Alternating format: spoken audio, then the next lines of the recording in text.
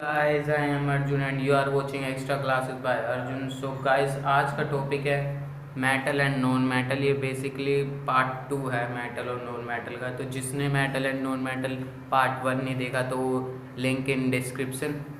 तो मैंने जहाँ पर छोड़ा था एंड की क्लास में वो था how how metal and non metal react each others. तो अब आती है दूसरी बात आज की प्रॉपर्टीज़ ऑफ आयनिक कंपाउंड, यानी हिंदी में कहा जाएगा तो इसे आयनिक यौगिकों के गुण धर्म।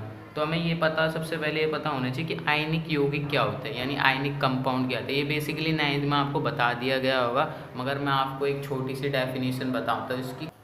सो गाइस, जैसे कि आपने देख लिया कि मैंने लिखी है डेफिनेशन, तो मैं आपको पढ़ के बताता हूँ तो ये क्या है। तो an ionic compound is a chemical compound compose यानी बना of ions held together by strong electrostatic force termed ionic compound. और हिंदी वाले बच्चों के लिए हो जाएगा विपरीत अनावेशिक आयन एक दूसरे को आकर्षित करते हैं तथा मजबूत स्थिर विद्युत बल में बंधकर आयनिक यौगिक बनाते हैं। तो ये हिंदी वाले बच्चों के लिए डेफिनेशन होगी। तो बेसिकली इसके अंदर क्या होता है कि आयनिक कंपाउंड होता है आयनों का बना हुआ एक सम्मेलन जो स्ट्रॉन्ग स्टैटिक फोर्स यानी इलेक्ट्रोस्टैटिक फोर्स से बंधे होते हैं, और ये बहुत ताकतवर आयनिक कंपाउंड होते हैं। सो गाइस, इसकी बेसिकली डेफिनेशन तो बहुत ही कम पूछी जाती है, मगर आपको ये याद कर लेनी चाहिए क्योंकि ये भी बहुत पेपर के नज़रिए से बहुत इंपॉर्टेंट है। मगर सबसे इम्पोर्टेंट चीज़ इसके अंदर आती है प्रॉपर्टीज़ ऑफ आयनिक कंपाउंड। तो इसके अंदर ये आती है कि प्रॉपर्टीज़ ऑफ आयनिक कंपाउंड कि आयनिक कंपाउंड के गुण धर्म क्या होते हैं। तो ये सबसे इम्पोर्टेंट चीज़ आती है, तो मैं लिख के बताता हूँ क्या क्या। सो गाइस, इसके अंदर सबसे पहली चीज़ आती है फिजिकल नेचर, यानी आयनिक कंपाउंड का फिजिकल नेचर कैसा होता है।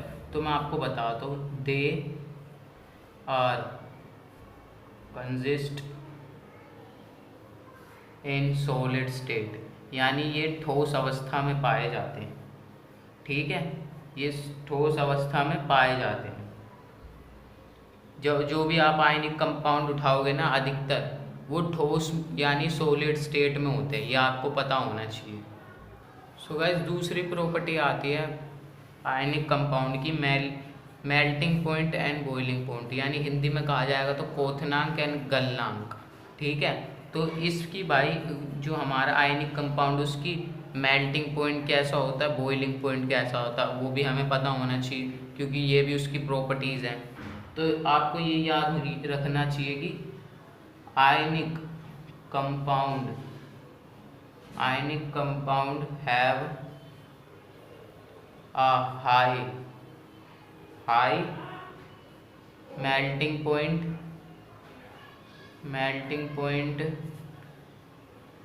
and boiling point, यानी इनका गलनांक एंड क्वथनांक, हिंदी वाले बच्चों के लिए इनका गलनांक एंड क्वथनांक बहुत अधिक होता है, यानी इसको हम बहुत ज़्यादा एनर्जी की आवश्यकता होती है, एनर्जी की आवश्यकता के अनुसार ही हम इसको तोड़ सकते हैं।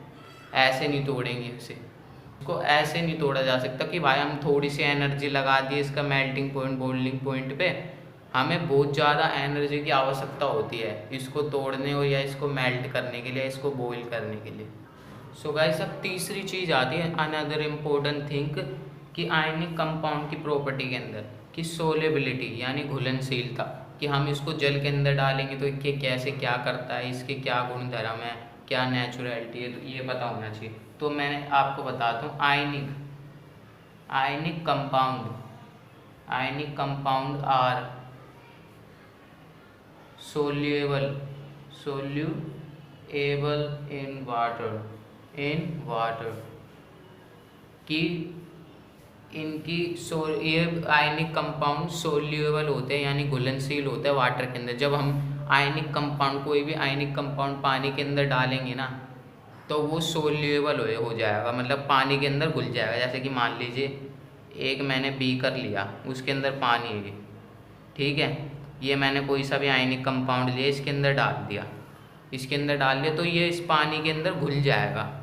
इसके अंदर ये कहा जाता है कि ये इसकी सोल्यूबिलिटी है, यानी इसको हम जब भी पानी के अंदर डालेंगे तो ये पानी के अंदर सोल्यूएबल हो जाएगा यानी घुलनशील हो जाएगा। सो गाइस, चौथी and most important thing is that कि कंडक्टर ऑफ इलेक्ट्रिसिटी यानी विद्युत का चालन, कि आयनिक कंपाउंड कैसे विद्युत का चालन करता है कि नहीं करता, ये सब चीज़ें।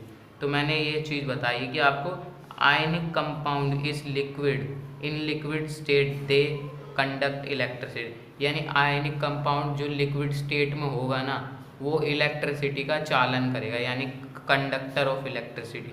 But in solid state they are insulator of electricity, यानी ये ठोस, ये आयनिक कंपाउंड जब ठोस अवस्था में होगा ना तो ये इंसुलेटर होगा, इंसुलेटर ऑफ इलेक्ट्रिसिटी, यानी ये ठोस अवस्था में विद्युत के कुचालक होते हैं।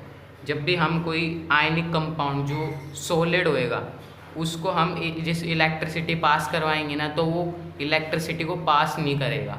तो ये पेपर में पूछा जाता है कि लिक्विड स्टेट में ये इलेक्ट्रिसिटी को का सुचालक होता है, यानी conductor of electricity, but insulator of electricity in solid state Y.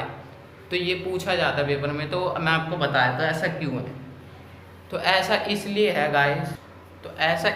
Guys, क्योंकि देखिए जो हमारा स्ट्रॉन्ग इलेक्ट्रोस्टैटिक फोर्स होता है वो ठोस अवस्था में बहुत ज़्यादा होता है, यानी स्थिर विद्युत फोर्स जिसे कहते हैं स्थिर विद्युत बल हिंदी वाले बच्चों के लिए, वो बहुत ज़्यादा स्ट्रॉन्ग होता है सॉलिड स्टेट में, और लिक्विड स्टेट में वो उसके अंदर फ्री आयंस हो जाते हैं। और सॉलिड सबसे इम्पोर्टेंट चीज़ इसके अंदर यही है कि in liquid state there are a free electron but in solid state they haven't, इनके सॉलिड स्टेट में एक फ्री इलेक्ट्रॉन नहीं होता, यानी मुक्त इलेक्ट्रॉन नहीं होता, इस कारण ये इलेक्ट्रिसिटी को कंडक्ट नहीं कर पाते। ठीक है।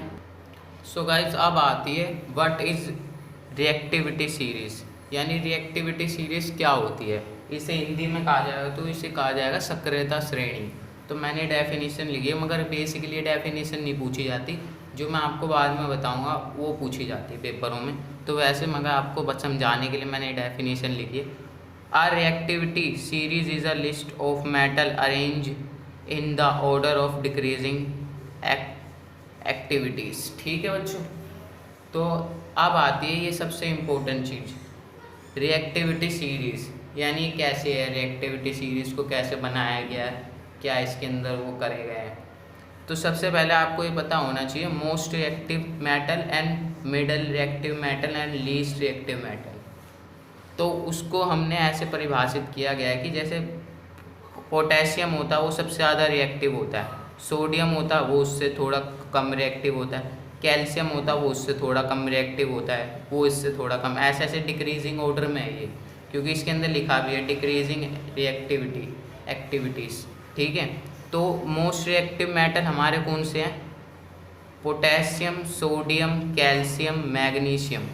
ठीक है। कोई भी पूछे आपको मोस्ट रिएक्टिव मेटल कौन से हैं, तो ये 4 मेटल्स हैं जो मोस्ट रिएक्टिव मेटल है। वैसे एल्यूमिनियम भी हो सकता है, वो उसका कुछ माना नहीं जाता। अब आती दूसरी चीज़ की मिडल रिएक्टिव मेटल्स क्या हैं। मिडल रिएक्टिव मेटल्स एल्यूमिनियम है, जिंक है, आयरन है, लेड है और हाइड्रोजन, हाइड्रोजन तक बस। मिडल रिएक्टिव मेटल्स कहाँ तक है, हाइड्रोजन तक, एल्यूमिनियम से हाइड्रोजन तक। अब लीस्ट रिएक्टिव मेटल कौन से हैं, अब कॉपर है, मरकरी है, सिल्वर है, गोल्ड है। तो हमारा जब भी पूछा जाएगा कि लीस्ट रिएक्टिव मेटल कौन से हैं, तो हमने हाइड्रोजन से नीचे यानी कॉपर से गोल्ड तक करने हैं। तो ये पेपर में अधिकतर बार पूछा जाता है रिएक्टिविटी सीरीज़ को बताइए कैसे उसको बनाया गया, उसमें तत्वों को ये आपको याद रखना पड़ेगा, potassium, sodium, calcium, magnesium, aluminium, zinc, Fe, lead, hydrogen, copper, mercury, silver, gold. तो ये आपको टिप्स पे याद होना चाहिए कि रिएक्टिविटी सीरीज़ कैसे बनाई गई है और उसमें क्या परिभाषाएं दी गई है। सो गाइस अब आती है लास्ट चीज़, हाउ वी गेट मेटल, यानी हमें मेटल कैसे प्राप्त होते हैं। तो मेटल हमें 2 प्रकार से प्राप्त होते हैं, एक ओर से और एक मिनरल से। तो ओर को कहा जाता है हिंदी में अयस्क और मिनरल को कहा जाता है खनिज। तो हमें सबसे पहले पता होना चाहिए व्हाट इज़ मिनरल्स। तो मिनरल्स बेसिकली खनिज होते हैं, जो हिंदी में इसकी डेफिनेशन होगी पृथ्वी में प्राकृतिक रूप से उपस्थित तत्वों एवं यौगिकों को खनिज कहा जाता है। तो तो इंग्लिश वाले बच्चों के लिए डेफिनेशन है द एलिमेंट और compound which ores naturally in give by earth crust are known as minerals. तो ये खनिज बेसिकली जैसे कि कोई आपदा आ जाती है, भूकंप, तो उसमें जो हमारे मेटल्स यानी तत्व होते हैं वो टूट जाते हैं और वो अर्थ क्रस्ट यानी अर्थ क्रस्ट जिसे कहा जाता है पृथ्वी में प्राकृतिक रूप से उपस्थित जो कंपाउंड होता है वो अर्थ क्रस्ट के कारण टूट जाते हैं और वो उन्हें हम क्या कहते हैं, मिनरल्स। ठीक है, अब आती है दूसरी चीज़, व्हाट इज ओर। तो ore at some place minerals content a very high percentage of a particular metal and it can be profitable, their minerals are called ores। तो बेसिकली मिनरल्स होते हैं ना जो हमें अर्थ क्रस्ट के कारण मिलते हैं उन्हें हम ओर कहा जा सकता है।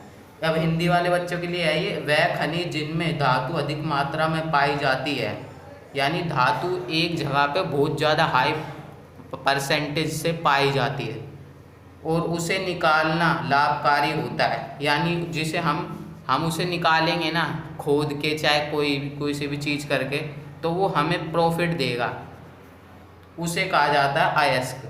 तो ये बेसिकली एक ऐसी जगह जैसे झारखंड है वहाँ पर हमारे कोयले की खान है तो वो उसे निकालना, हीरे को कोयले को निकालना वहाँ से प्रॉफिटेबल है। अनदर कि दिल्ली में कोई भी खदान हो चाहे एक हो चाहे दो, तो वहाँ से निकालने से ज़्यादा प्रॉफिटेबल है कि जहाँ पर सबसे ज़्यादा हाई परसेंटेज जो मेटल है ना वहाँ से निकालना, उसे कहा जाता ओर्स। ठीक है, मैं होप करता हूँ कि आपको लास्ट समझ सबसे इम्पोर्टेंट इस जो मैं आपको बताऊँगा ये आपके पेपर के लिए बहुत महत्वपूर्ण है। एक नंबर या दो नंबर के में पूछा जाता है क्वेश्चन। तो ये धातु और अधातु की रिस्ट्रिक्शंस है कि धात्विक चमक यानी लस्ट्रिक्स, उसे धातु की सतह चमकदार होती है, यानी कोई से भी धातु उठाएंगे हम वो सारी चमकदार होती हैं। अधातुएं चमकीली नहीं होती, अधिकतर जो धातु होती है उन्हें चमकती नहीं है, मगर एक्सेप्ट आयोडीन धातु जो चमकती है। ठीक है, तो आपको ये याद होना चाहिए कि ऐसी कौन सी धातु है जो चमकती है, वो होएगा आयोडीन। अब आती है दूसरी बात, कठोरता हार्डनेस। धातु समानता कठोर होती है मगर लिथियम सोडियम पोटेशियम मुलायम होती है जिन्हें चाकू से काटा जा सकता है। तो ये हमेशा पूछा जाता है पेपर में कि कौन सी धातु है जिसे चाकू से काटा जा सकता है, तो आपको इनमें से एक लिखनी पड़ेगी, लिथियम सोडियम पोटेशियम। और अधातुओं में क्या होता है, ये अधिकतर कठोर नहीं होती, यानी कठोर तो होती नहीं है, मगर कार्बन का एक अवयव रूप हीरा जो कठोर होता है, यानी हीरा है ना, एक्सेप्ट हीरा जो कठोर होता है बस अधातु की श्रेणी में। और अब आती है अधात वर्ध्यता। कुछ धातुओं को पीटकर पतली शीट में परिवर्तित किया जा सकता है। ये तो मैंने आपको पहले ही स्टार्टिंग में ही समझा देता है कि मैलिबिलिटी क्या होती है। और अधातु अधात वर्ध्यता नहीं होती, यानी अधातुओं में मैलिबिलिटी नहीं होती। अब विद्युत एवं ऊष्मा के चालक यानी कंडक्टर ऑफ इलेक्ट्रिसिटी। समानता अधातु विद्युत की सुचालक होती है, यानी जो धातुएं होती है वो विद्युत की सुचालक होती है, मगर लेड और मरकरी धातु की कुचालक होती है। यह आपको याद रखना है कि लेड और मरकरी धातु की कुचालक होती है। और समानता अधातु विद्युत एवं ऊष्मा की कुचालक होती है, यानी अधिकतर जो धातु होती है विद्युत की कुचालक होती है, मगर ग्रेफाइट जो धातु की सुचालक होती है। यानी जब भी पूछा जाएगा अधातुओं में जो कंडक्टर ऑफ इलेक्ट्रिसिटी कौन सा है, आपका आंसर आ जाना चाहिए ग्रेफाइट। और मैंने 2-3 चीज़ और आपको बता देता हूँ कि घनाभ पूछा जाएगा आपसे तो क्या बताओगे। समानता अधिकतर धातु उच्च गलनांक की होती है, यानी उनका बॉइलिंग और मेल्टिंग पॉइंट बहुत ज़्यादा होता है, मगर सोडियम और पोटेशियम जैसे मैंने आपको बताया ये बहुत मुलायम होती है, इसलिए उनका गलनांक और क्वथनांक बहुत कम होता है। और हीरे समानता उनका गलनांक बहुत, यानी समानता अधातुएं उनका गलनांक बहुत ही कम होता है। तो मैं इस वीडियो को यहीं पर ही ख़त्म करूँगा। होप मैं आशा करता हूँ कि आपको ये वीडियो समझ में आई होगी। Please like and share and comment करना ना भूलना and subscribe my channel extra classes bye Arjun. So guys मिलते एक नई वीडियो के साथ जल्दी।